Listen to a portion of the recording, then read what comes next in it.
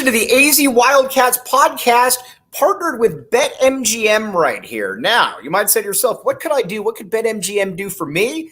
Well, I got the answer for you there, Brian. If you haven't signed up for BetMGM, use bonus code PHNX. There's a few different offers depending on where you live, but for our Arizona audience, you will get up to $100 in bonus bets on your first wager with BetMGM. Again, make sure you use bonus code PHNX. Check out all the show notes for details. And if you were looking for some advice from me, take the over in Arizona basketball games that Brian Jeffries will be calling because Tommy Lloyd's teams score a lot of points. On that note, let's hear the disclaimer from Shane. Disclaimer, 21 plus to wager. Visit BetMGM.com for terms and conditions. U.S. promotional offers not available in Washington, D.C., Mississippi, Nevada, New York, and Ontario. Gambling problem? Call 1-800-GAMBLER. Colorado, D.C., Illinois, Indiana, Louisiana, Maryland, Mississippi, New Jersey, Ohio, Pennsylvania, Tennessee, Virginia, West Virginia, Wyoming. Call 877-8-HOPE-NY or text HOPE-NY 467-369, New York. Call 1-800-NEXT-STEP, Arizona. 1-800-522-4700, Kansas, Nevada. 1-800-327-5050, Massachusetts. 1-800-BETS-OFF, Iowa. 1-800-270-7117 for confidential help, Michigan. All right, now joined by the man we affectionately call the GOAT, the great Brian Jeffries, coming to us from his office. Hello there, Brian. Hello, Mike. I needed that number for New Hampshire. They read it kind of fast. Could you repeat that for me? Yes, I can get you that whole read for you right there, Brian, but not right now. Now, I do apologize, though. Brian, I got a question. When you stand, you're a tall guy. When you stand up, is your ceiling as tall as you are? No, actually, I'm in kind of around McHale Center, some of them are referred to as slanted suites. And so I am in a semi-slanted suite. So I'm okay as long as I don't go that way. Now, let me ask you a question. When the great Brody Dryden is in there, does he have more of an issue? He would have more of an issue, yes. But you can make it into this area. You don't want to go too far to my left because that's where the slant comes in. Probably, right below where you sit during the games. Right. So, I got you.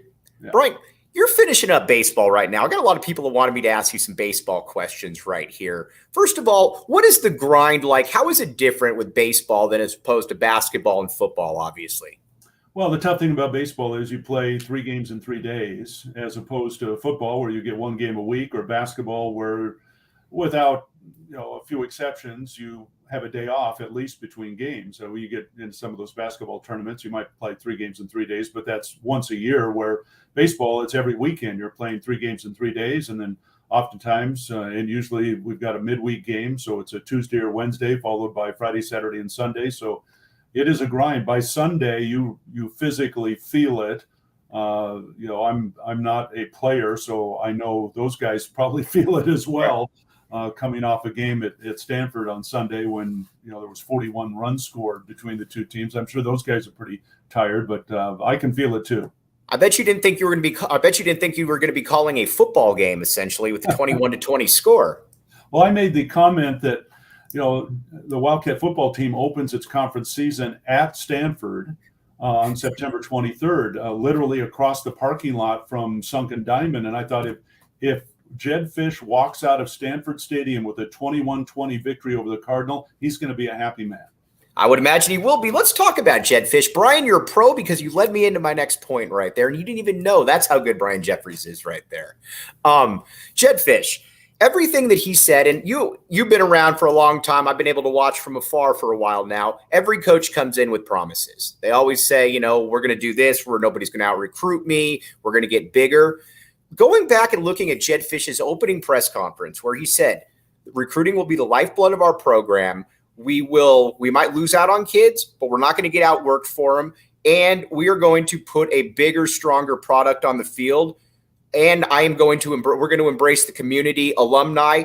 Brian, you name it, he's done it across the board right there. And in this era of college football, that's something that we haven't always seen around here. Well, I think, and I've said it many times, the man has more energy than anybody I've ever been around before, any coach at any sport. And I think he knew, first of all, that's his personality. So he didn't change just because he got the job at Arizona. But I think that has really been the springboard to what he's been able to do over the last couple of years. And that is take that energy, hire a staff that has that energy, attack recruiting, attack the physical rebuild of the football program. It wasn't going to be an overnight success. And in some ways, you can't call it a success yet. But certainly the building blocks are there. The progress is tremendous. And there's no reason to think it's not going to continue. So I just go back to, Jedd's energy. I also think that, keep in mind, Mike, as you well know, that, he's been in football now for 20 some years, right? Waiting for the opportunity to be a head coach. He's not going to let this get by without 120% effort because, he wants to make this a success. And I think the other point you brought up, which is very important, and that is integrating himself and his staff and his players into the community. Some coaches get hired. It might be a stepping stone for them. It might just be a stopover. They're always looking for the next job. And I don't think that's the case for Jedd. Now, if he has the success that we think he's going to have down the road, he's going to be in demand. And, then U of A is going to have to step up to keep him, which I hope they will. And I really think that he embellishes the idea that he can make this into a very successful football program. And a lot of people don't think that is going to happen, but based on everything I've seen from him so far, he's not going to stop until he gets it done. All right. You talked about, embracing the past and whatnot. Chris McAllister is about as good a football player as I've ever seen at the U of A. I mean, you talk about shutting down one side of the field. I can think of one bad play he had in his whole career here.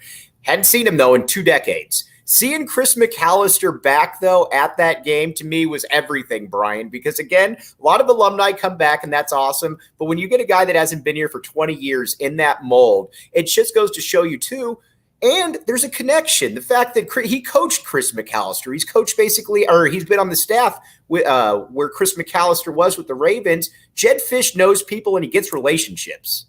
Well, and I think bringing back the former players was very important. And that's, as you said, one thing that he really, when he arrived, that was one of his major goals, because there was a disconnect, let's be honest, with a lot of the football alumni. They didn't feel welcome back. And he understands the importance of that, because you have well-known former Wildcats, and of course they like to be known always as Wildcats. Yep. They live all over the country. They have great connections themselves. And when it comes to recruiting, that's what it's all about. It's about relationships. And so you have great relationships with your players that have been through this program. They're going to spread that word wherever they might be. And so Chris is just the latest example of a lot of guys that have come back because Jedd has invited them back, asked them to be part of it, asked their advice. How can you help me? How can I help you, etc. And so I think those relationships are leading to some of the success we've already seen, and in particular in recruiting, because like I said, those guys, and I run into them on the road once in a while. Right. And it's amazing over the last couple of years now, the energy that they have back towards the Arizona football program. Now, they want it to be successful. They've always wanted it to be successful. I just don't feel like they've been asked to assist in that area the way that they've wanted. And now they have been asked, and they're breaking their what in order to try and help the Wildcats get better.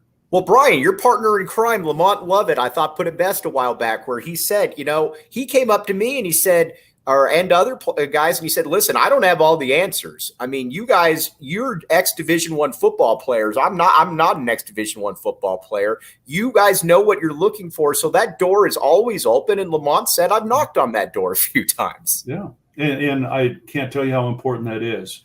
And every player that I've run into, and I haven't, talked to all of them certainly, but like I said, every once in a while I'll run into a guy that had played at Arizona. It's a totally different atmosphere now, and you can just see it in the way they talk about their love for the Wildcats and the success they want to see happen, and they're willing to help out any way they can.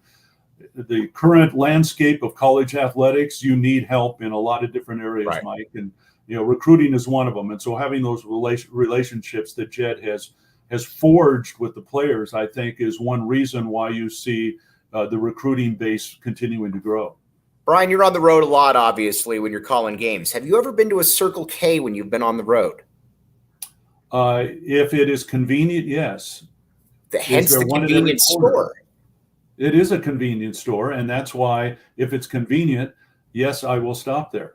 All right. Well, that is a plug right there. There is a chance if you go to Circle K, you could run into the GOAT Brian Jeffries there. Make sure you're not missing out on all the great stuff right here. Right now, text PHNX to 31310 to join their SMS subscriber club and get a buy one, get one free 32-ounce Polar Pop. Again, CircleK.com/store locator to find Circle K's near you. Brian, they're all over town. You could go down to Oracle and Grant and find one, or you could go up into the ritzy areas. They are here for the people, by the people, Brian Jeffries. Okay. I appreciate your advice very much. Do you have that number for New Hampshire, by the way? 1-800, I will tell you after the show.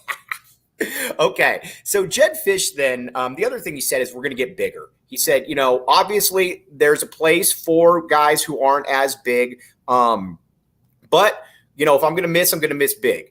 And you've called those games, and this is with all due respect. I mean, Parker Zellers was a good player, but you've seen lines where, you got 250-pound, 260-pound tackles. Now, when you look at this, you're looking at guys that are 315 pounds. You're looking at guys that are 330 pounds. Just across the board, it feels like it's about a 60% jump in weight right there.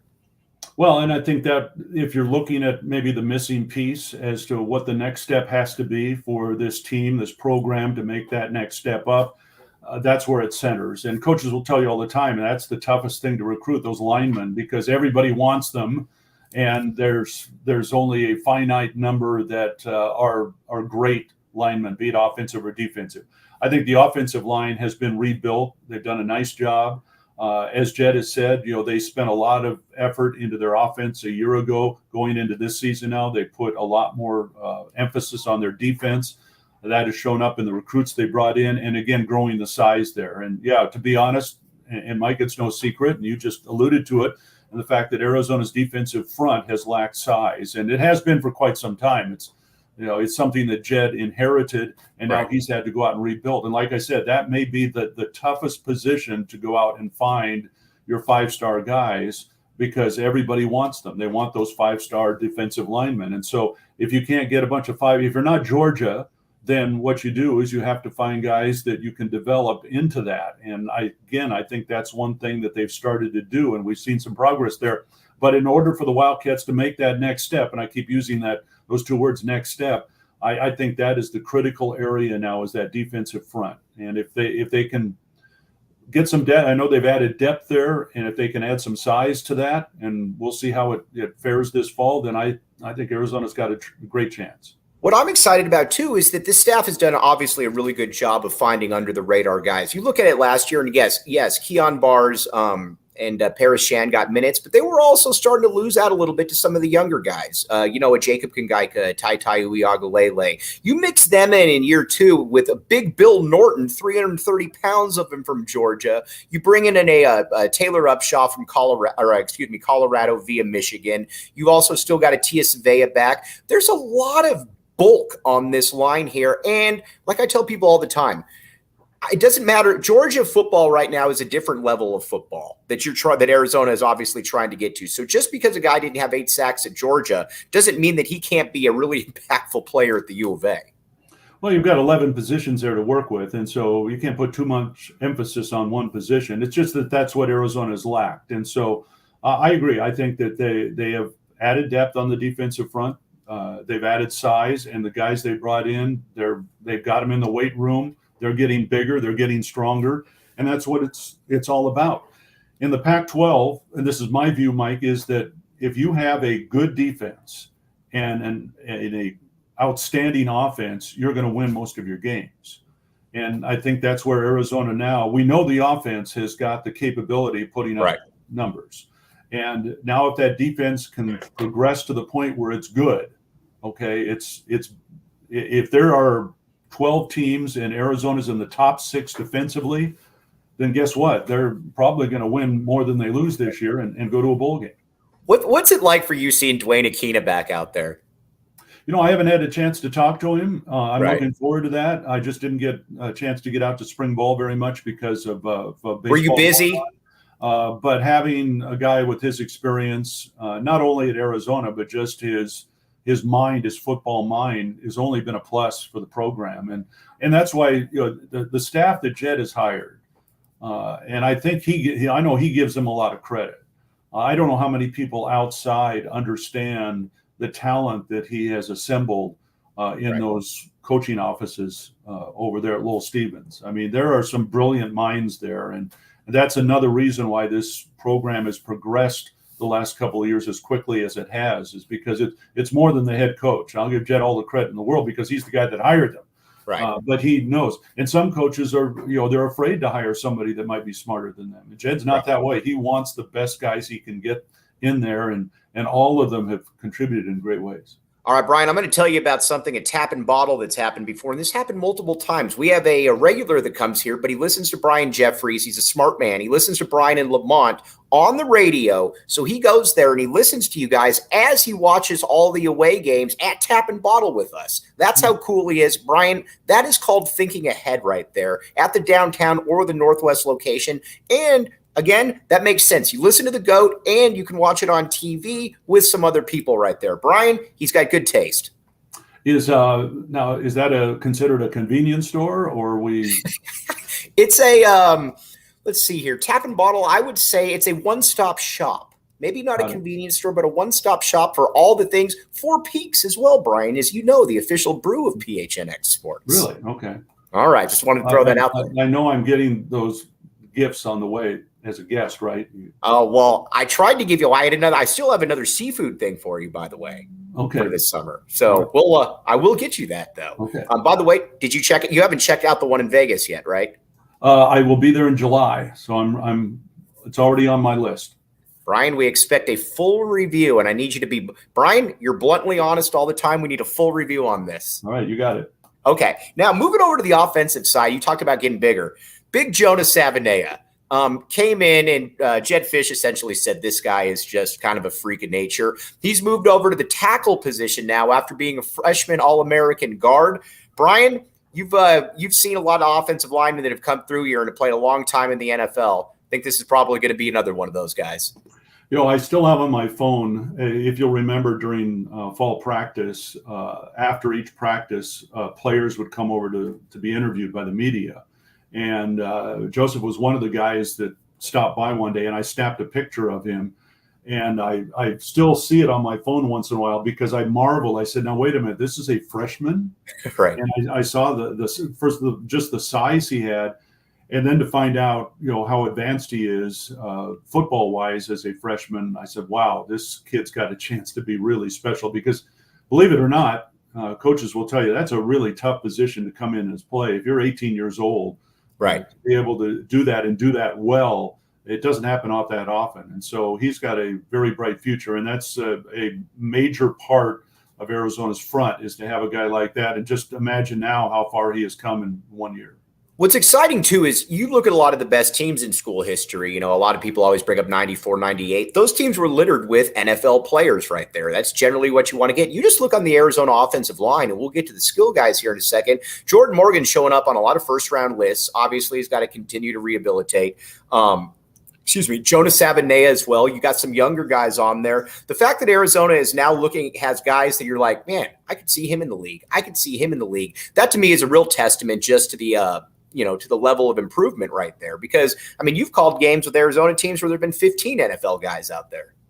Yeah, I have a different viewpoint on it, Mike, and maybe I'm just too innocent about it, but I know everybody wants to play in the NFL. There's very few players that you run into that don't have that dream, but you know what the percentages are, how few actually get there. And so I love the idea, the old-fashioned idea of a guy coming to college to play college football. And you know what? If he gets a chance to if he improves and gets a chance to go to the NFL, great. Love it. I wish them all the best. But I like the idea that guys come and say, I want to be the best college football player I can be. Right. And whatever happens, it happens. And there's that thing called a degree to get. And there's so much that, one thing that I hear more than anything from all different student athletes that I enjoy hearing the most is how they've grown as a person. Right. Once they arrive on campus, and what the coaches have done for them in terms of being, a grown man or a grown woman. I enjoy hearing that as much as I hear, I hear from the guy that, hey, I want to play for what NFL team, or I want to be a first-round draft pick. That's my goal. It's great to have that goal, but I love the idea that you've still got the mentality that you're a college football player. You're playing for the love of the game. Right. And if you can accomplish that as your first goal, then maybe the NFL is out there for you. Because if you have that love of the game, I remember, other coaches have said it, but Dick Tomey was probably the first guy that I ever remember talking to me about the love of the game, and that you have to in football, and maybe more so than another sport because of the physical nature, you have to love the game of football to be successful at it. Right. Some guys play it because they're a great athlete or they're big, whatever, and they may be talked into playing it. But if that's in your heart to play great football, you're going to be a success. Right. And I think of it too, kind of from that family atmosphere that obviously Tomey fostered as well. And we had Chester Burnett on one time, and Chester Burnett said he said, I'd love my kid to play in the NFL, but I want him to enjoy his college experience, and I want him to be around a staff that appreciates that. And he said, I was sold on this staff when they were recruiting him more after he already committed, by finding out what his favorite movies are, what he, a minor that he might want to look at possibly as an upperclassman. He said things like that. He said, I wasn't hearing from other schools. And he said, and at the end of the day, he said, I want my kid to enjoy that. And I always think about that, Brian, when that's brought up about enjoying that college experience. Yeah, and I think that's so important. And that's why this program is growing, because you've got guys in the program that have the love of football and the love of playing college football in particular. Right. Okay, now let's talk about the skill position players. Jacob, we're going to put that graphic up here in a second. But first, let's talk about FOCO. All right, Brandon Sanders has come on this show with a FOCO hat, a U of A hat that he got through FOCO, Brian, right there.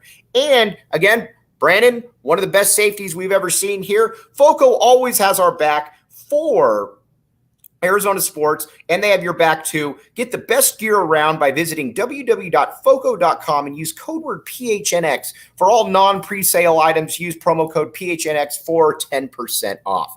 Okay, Jacob, can you put up the skill position guys right there that we got, or that Arizona's got at the pass catcher position?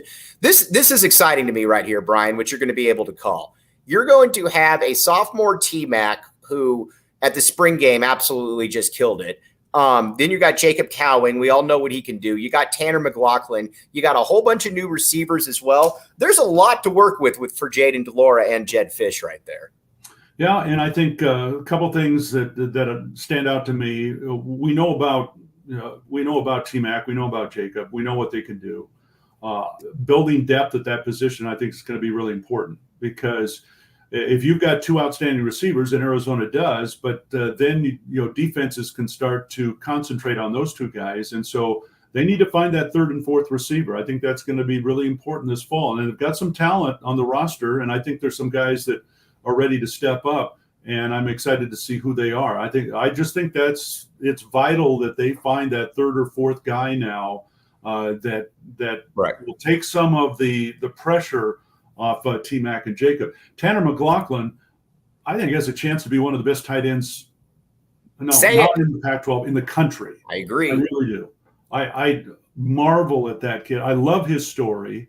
I love the fact that he's from Canada and he didn't know much about American football and was sitting in Pullman, Washington, watching Arizona and Washington State play and said, yeah, I'd like to play for Arizona someday. And it took a long road to get there, but just I remember the first time I met him last year, I thought this kid is something else. He's got a great personality, very positive, and on top of that, very talented. I don't think people realize how good he could be and probably will be this fall. Brian, I couldn't agree with you more. And anytime I agree with you, I generally feel that I'm right because I'm agreeing with you right there. Now, for disagreeing, it's probably a different story right there. Now, let's get to a little bit of Arizona basketball here. Tommy Lloyd, not sure if you know this or not, Brian. Tommy Lloyd is the winningest coach in college basketball history through his first 2 years. If you want to steal that stat and use it on the broadcast, if you haven't heard it, feel free. Hang on. First 2 years winning. Got it. But on a serious note, though, you're 2 years in. Obviously, got to work some things out in the tournament. But man, it just feels like Arizona basketball is back. And what I like watching him, though, is he knows, and he'll acknowledge too at times. He'll say, "Listen, I got to figure some things out as well. I'm still a young coach." But man, you talk about a dude that just gets it, Brian. That just gets basketball, that gets people. That's Tommy Lloyd. Well, the thing that stood out to me, and it was really before his first season, and that is talking to the players and how much they enjoyed the style of basketball that he was teaching them. And it's a style that young players like to play. They like to get up and down. They like to score points. And they don't mind playing defense either. And Arizona was able to do that. And so right. I think that's the biggest key to me, is the fact that he's drawing in players that understand the style of play that he has implemented. They want to be part of that. And that's why they've been, one of the reasons they've been successful, I think, over the first couple of years is based simply on that fact. I'm excited to see Kylan Boswell now with the keys to that Ferrari right there. Wish Kerr nothing but the best. I think sometimes, a change can always be good for both sides right there. But Arizona's got Kylan Boswell, and you saw up close, obviously. As the season went on and he was getting more and more comfortable, he started becoming a knockdown shooter. He started exerting himself. 28 minutes a game of Kylan Boswell. Sign me up, Brian Jeffries. Well, he's still only 18 years old, and right. Think of how far he's come so far. And I remember Tommy Lloyd saying last year, he came in, he was not 100% healthy when he arrived. Right. And Tommy had said, I'm going to take it easy on you for the first couple of months, but by January, no more Mr. Nice Guy. And I mean that in the right sense, where right. He started to push Kylan more once conference play rolled around full time in January. And you could see the talent starting to come through. And as Kylan gained more and more confidence, we know his skill level is tremendous, but so much when he's 17 years old and trying to build that confidence, you could see it grow throughout, I think, January and February in particular. So, yeah, he's got a great future ahead of him. He is going to be one of the acknowledged leaders of the team now come this fall. There's, other talent around him. It's not a one. And I think that's one thing, even though Azuolas Tubelis was the leading scorer on this last year's team, I really felt that it was a balanced ball club, that you right. could depend on other guys. And I think that's important, especially in Tommy Lloyd's system, because of the ball movement that he requires, where he wants all five guys to be touching that ball. And, you have the ability to take a shot if it's a good shot. You don't depend on one guy. And so even though Kylan is, like I said, he's the acknowledged leader going in this fall, which I think he should be. Right. But I don't think all the weight should be on his shoulders. I think it's very important that they remain a balanced club. And they'll probably be a more balanced team than they have been the last couple of years. Yeah, and honestly, I'm excited to see a little bit of the kind of the toughness factor in there as well, because, again, you got Kylan Boswell, you're bringing in Jaden Bradley, who they recruited, kid out of Alabama, and then you got Pelle Larsson back, and then you got Umar Ballo. As a matter of fact, Jacob, if you could pull up that roster right there, check this graphic out right here, Brian. Check how cool this thing is right here. So you got Boswell, you got Ballo, you got Pelle Larsson, Jaden Bradley down there. Henry Vasar is a big wild card as well. There's a lot to like. There's a lot of room for potential improvement right here, Brian. The two guys that I'm looking at most right now is Henry Vasar and Dylan Anderson. Mm-hmm. A, because of their size, and B, just their raw skill level. And watching them last year in practice, I remember early on, Vasar stood out to me.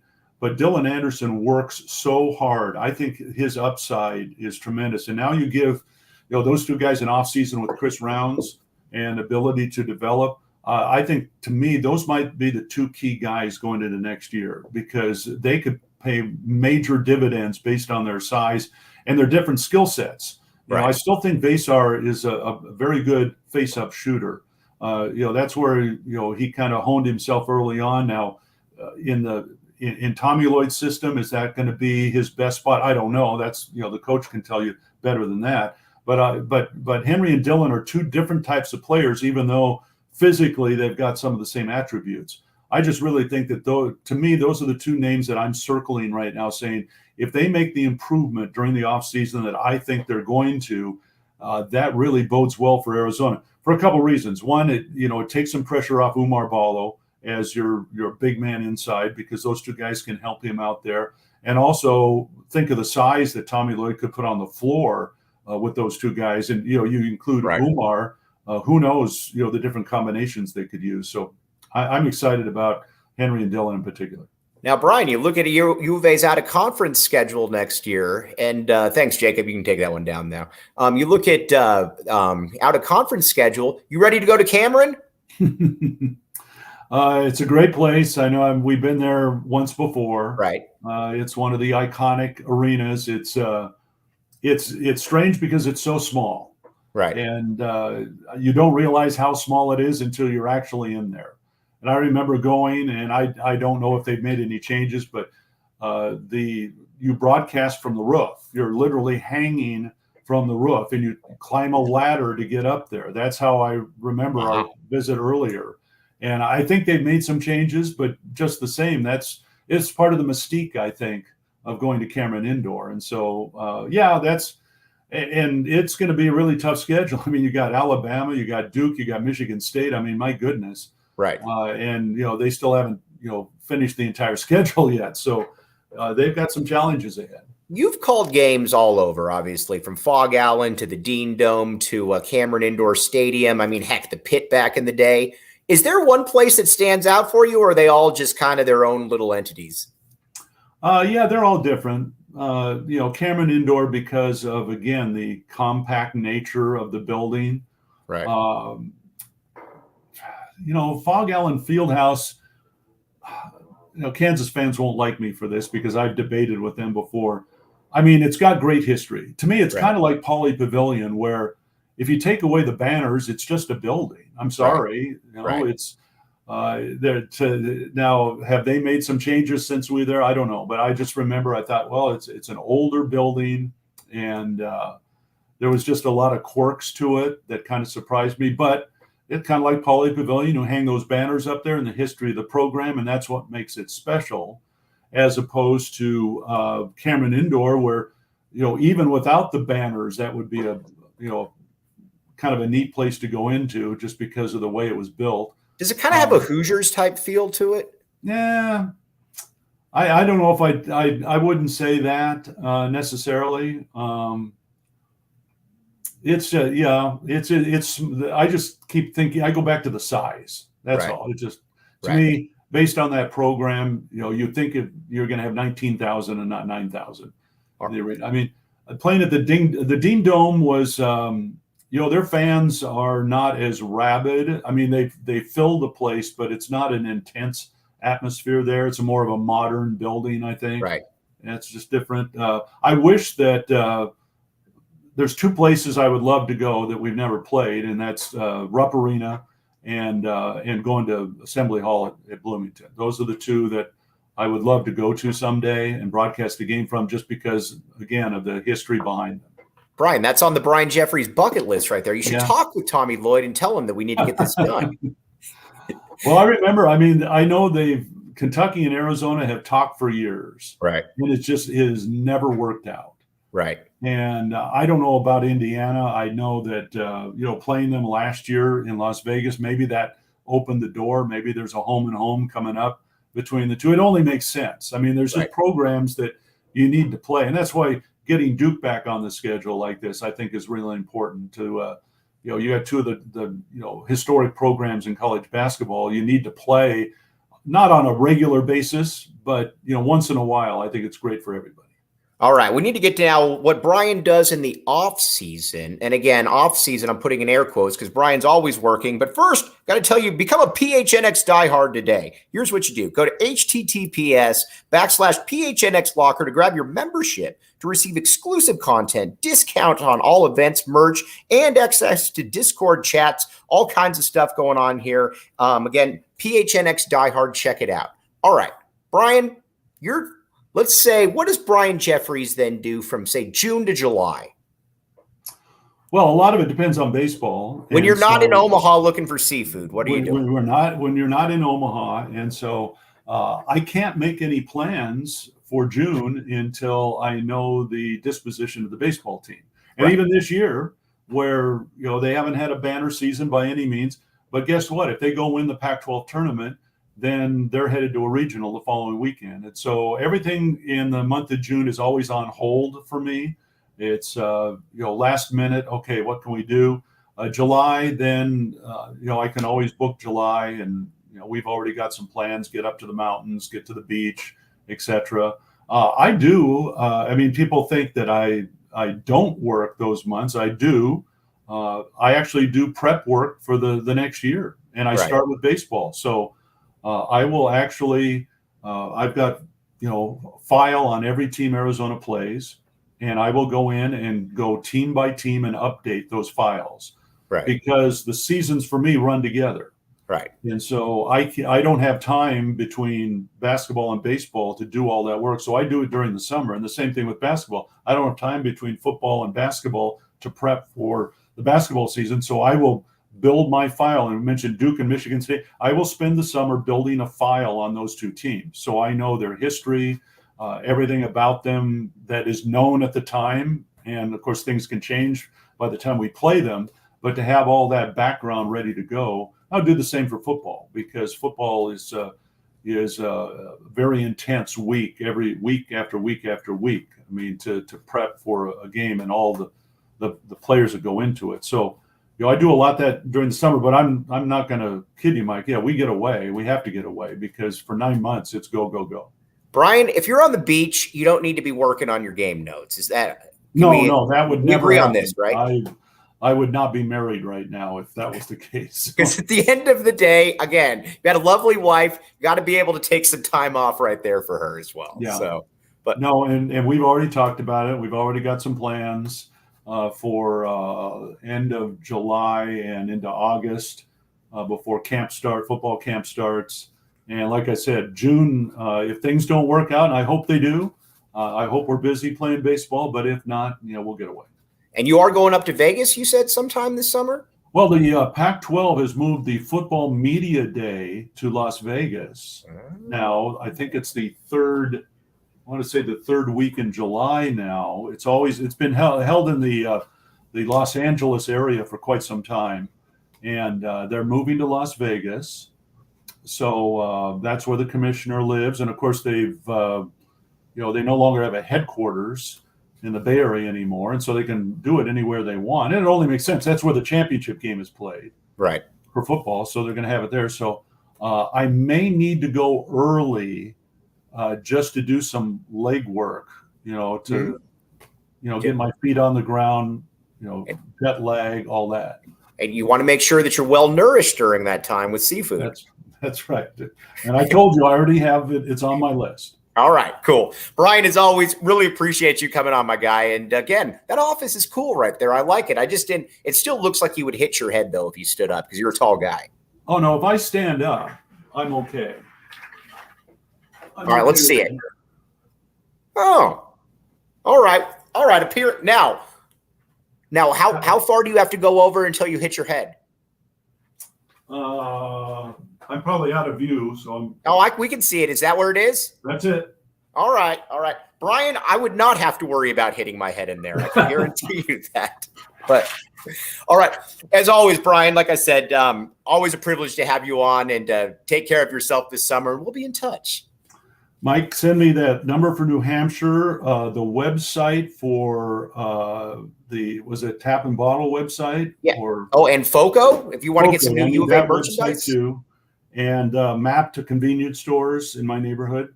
Okay, absolutely. Maybe when you're going to now, do you and Brody ever go and hit some balls at the range? I can't keep up with him.